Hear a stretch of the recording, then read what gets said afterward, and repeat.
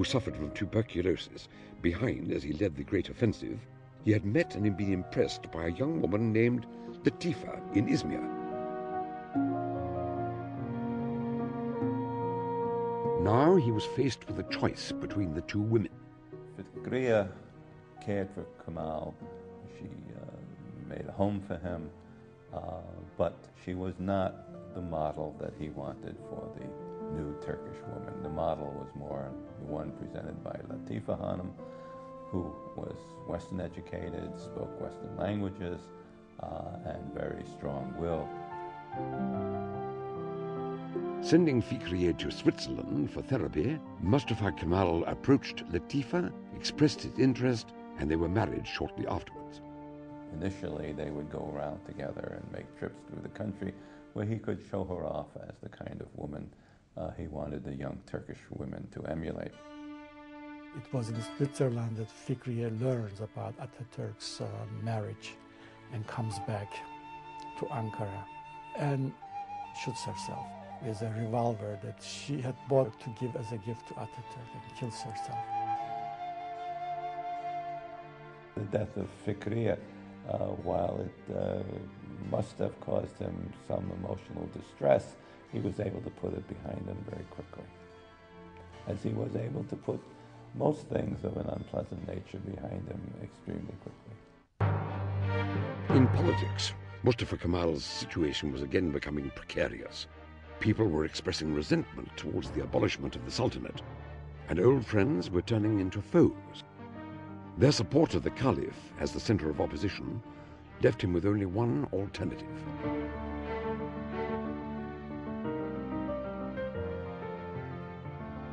October the 29th, 1923. Attending the session of Parliament, Mustafa Kemal announced that the proclamation of the Republic would be voted upon. Explaining to the deputies that the only way out of the current dilemma was the acceptance of the Republic, he ensured the approval of his proposal. Turkey was now referred to as the Republic of Turkey, with Mustafa Kemal as its first president. He was the head of the state as well as head of the only political party in the country. Izmit was appointed as prime minister, and Ankara was the new capital. Next on Mustafa Kemal's list was the Caliphate. He knew that for Turkey to reach the level of civilization in the rest of the world, it had to be secularized. He believed in the supremacy of human reason. He wanted Turkey to join the mainstream of human progress, and therefore knowledge was what he was after. For many years, the offices of the Caliphate and the Ministry of Religious Affairs had prevented the entrance of knowledge into the country. They had to be removed if Turkey was to proceed forward. After careful planning, he acted on March the 3rd, 1924, and within hours, he persuaded the Parliament to abolish the Caliphate and end this 600-year-old Ottoman dynasty.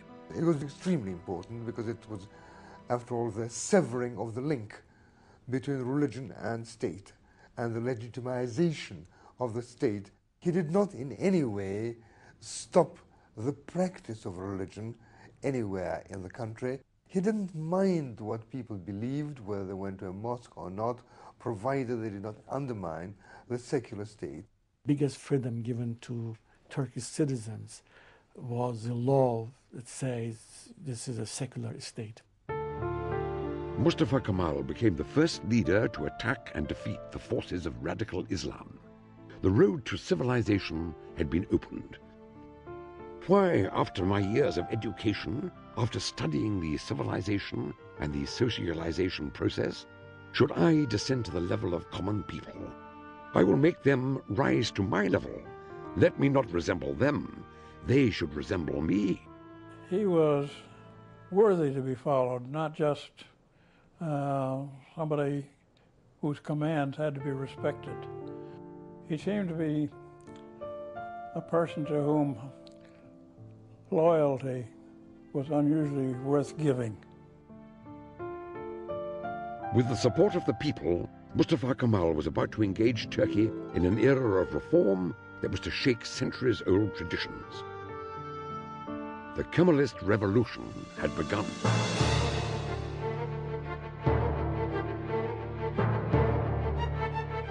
Mustafa Kemal believed that the Turkish nation had to be modernized in their looks as well as in their minds.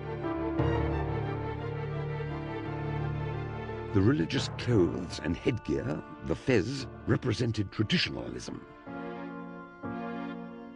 Embarking on a tour which covered most of the conservative cities in Anatolia, he introduced the Western hat and persuaded the people to wear it as a sign of a civilized society.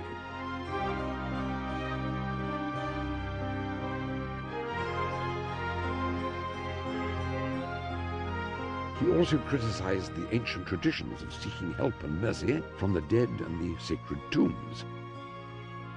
After his return, the wearing of religious garb, other than by clergymen, was banned by law. Religious brotherhoods and sacred tombs were closed down. At the end of the 9-day tour, he had removed the very foundation of society from its place. He was ready to replace it with a new one.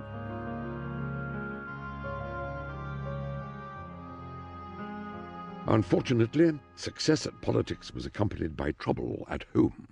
His relationship with Latifa deteriorated rather quickly. She was not completely in touch with the fact that Mustafa Kemal was not a man who could be run by anybody, especially not by his wife.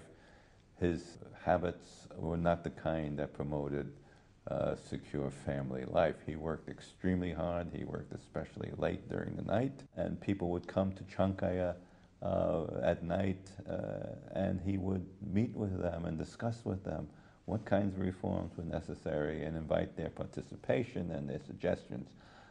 These meetings took until 3, 4 o'clock in the morning. That kind of lifestyle was not the best lifestyle for a married life, and ultimately then were divorced. The marriage had lasted 2.5 years. He never remarried.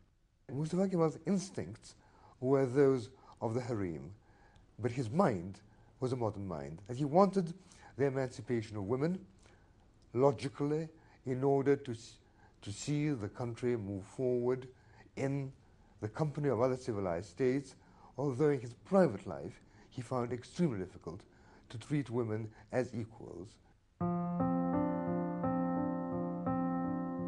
As his own marriage crumbled, Mustafa Kemal began a wave of reforms to emancipate Turkish women, who during the Ottoman times had no legal rights and were prohibited to participate in social life.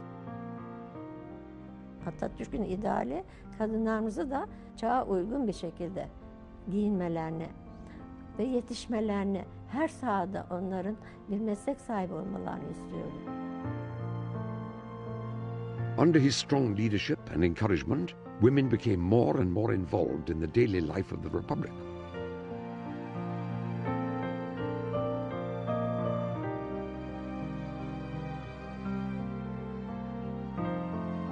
He legalized the movement by adopting the Swiss Civil Code in 1926, which prevented polygamy and gave women equal rights in marriage.